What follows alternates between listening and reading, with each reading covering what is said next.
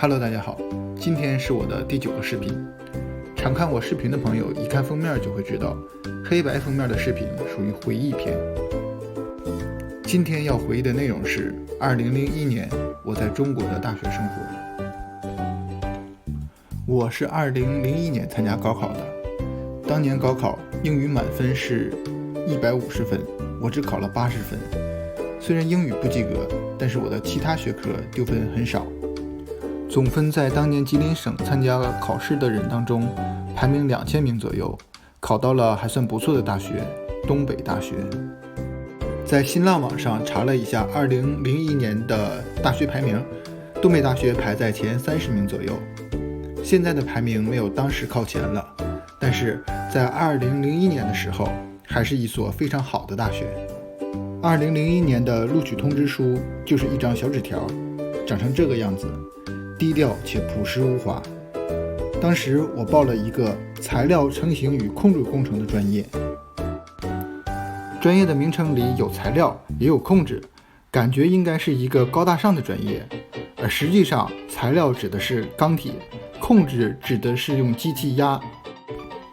我的专业就是当年人民币5元钱的图像，轧钢工人。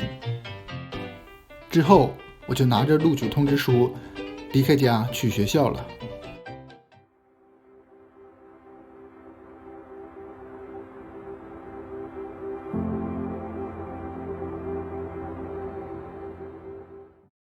从家到学校大约400多公里，开车4个小时就能到。但当时的中国人很少人有车。我是坐车次 N224 的绿皮火车，晚上上车，早上下车，在车上坐了一整晚，是一直坐着啊。我记得2001年左右，当时我们的同学从家到学校都是坐这样的绿皮火车。我只坐1晚就到了，这算近的。我有一个同学家在云南省，3500多公里，据说他是先坐火车，然后还得坐一段时间长途客车，从家到学校需要3天3夜的时间。当时大家都没有钱，坐火车坐的都是硬座，座位真是很硬啊，而且大多数时候连硬座都买不到，只能是站票。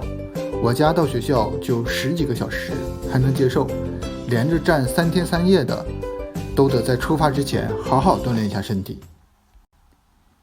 肯定会有人问了，为什么买不到座位呢？因为那个时间大学生们都要从家到学校，属于火车的高峰时期。尤其是寒假的时候，因为赶上了中国最大的节日春节，车上不仅仅是学生，还有很多工人。火车里面连过道站的都是人，想在中途上厕所那是不可能的事情。等我毕业的时候，中国开发出了高铁，从沈阳市到吉林市只需要4个小时就到了。虽然现在高铁方便了，但是我也不回吉林市了。东北大学在2001年建立了一个新的校区，专门为大一新生准备的，我们是第一批学生。这个新建的校区叫基础学院。等我们到大2以后，就回学校的主校区了。在这个基础学院，所有的大一新生在一起学习基础学科，比如高等数学、大学物理、工程力学、化法几何及工程制图等其他学科。当时教我们大学物理的老师的名字很有意思，叫牛顿。这哥们儿玩桥牌玩得挺厉害。还有就是不修边幅的陈树平老师。我记得当时我们那一届所有的新生一共是3000人，同学在班里的排名顺序是按照姓氏的笔画数排的。我们班有一个青海省的姓飞，简体字的飞只有3画，所以他排名第1。我们班还有一个姓黎的，他的笔画太复杂，排名最后。这张珍贵的照片是我们大一的时候拍的，这张照片只有我们班的一部分人，可惜这里没有我，但是有我妻子，当时还是很青涩。大学寝室就是这个样子，8个人一个寝室，被子、枕头什么的都是学校发的。这是当年学校发的背照，虽然是有点脏了，但是还能用。这个编号是学校寝室的编号。这是学校发的枕巾，已经用了19年了，虽然有点破，但是毕竟有感情在，一直舍不得把它扔掉。我记得是我爸妈送我来学校的，吃完中午饭后，我父母就回吉林市了。我清晰地记得，我回到寝室后，由于第一次离开父母的心情真的不好受，我还和包哥还有魏魏竟然抱在一起哭了一场。回想起来，当时已经18岁了，还是不成熟啊。一切安顿好了之后，就是军训了。中国的所有大学大一新生都要军训。这张图是我们材料与冶金学院所有人在一起的合影，这个也是我和我妻子第一个合影。19年过去了，这张图里的一些人已经成为当今中国钢铁行业的重量级人物了。我所在的班级是4班，3班有个同学叫刘广文，这哥们儿说话我根本听不懂，到现在为止我都听不懂。军训的时候，教官让他说他自己是哪里人，他大声说荷兰，教官一听就生气了，怎么看你也不像外国人，怎么还说自己是荷兰人？然后再让他好好说一遍自己是哪里人，他大声说河南，教官一听啊，原来是河南人啊，他又大声说了一次湖南，这下才知道他是湖南人。从那以后我就记住这个人了，他比较喜欢篮球，我也喜欢篮球，所以我俩在一起玩的比较多，而且没想到后来在日本竟然遇上他，我还有我妻子是我们系里唯3的在日本的同学。顺便说一下，他是我在大学期间遇到的所有人中智商最高的前3名。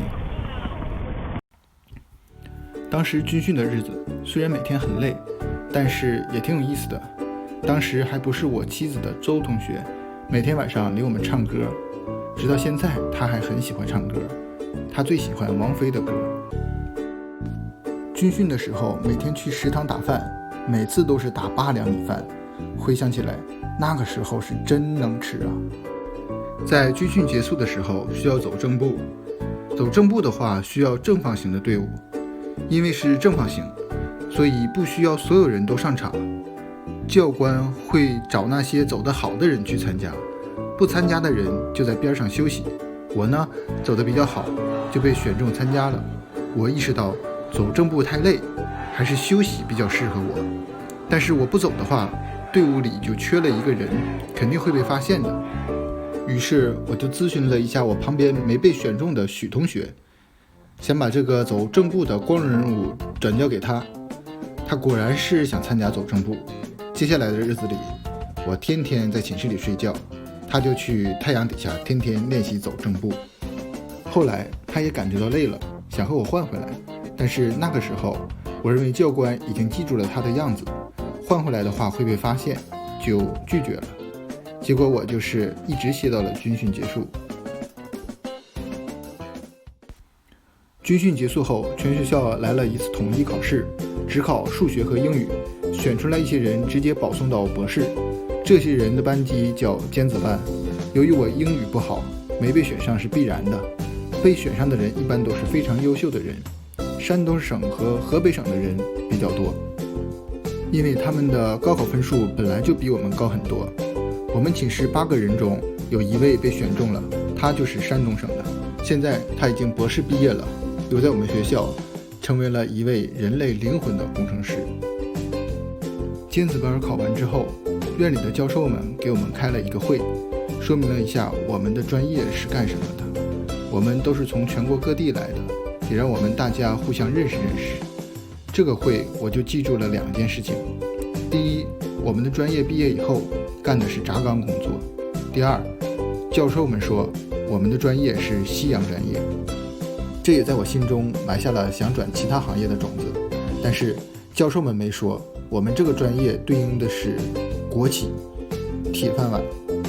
我要是知道是国企的话，肯定不会转到 IT 行业来。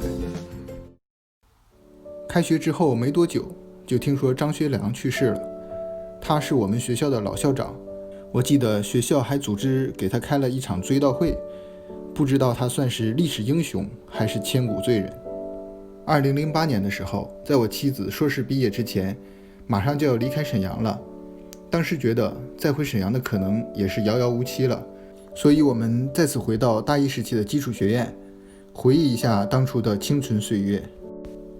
这是我人生中第一次在沈阳吃饭的地方，之前叫小屋麻辣烫，现在已经改名叫小屋快餐了。这个是我曾经住过的宿舍一舍，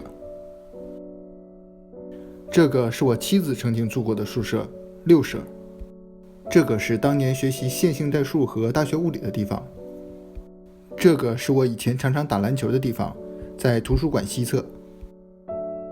可能是由于我居住在日本的原因，现在越来越怀念中国的生活了。好了，今天就到这儿吧，咱们下次再见。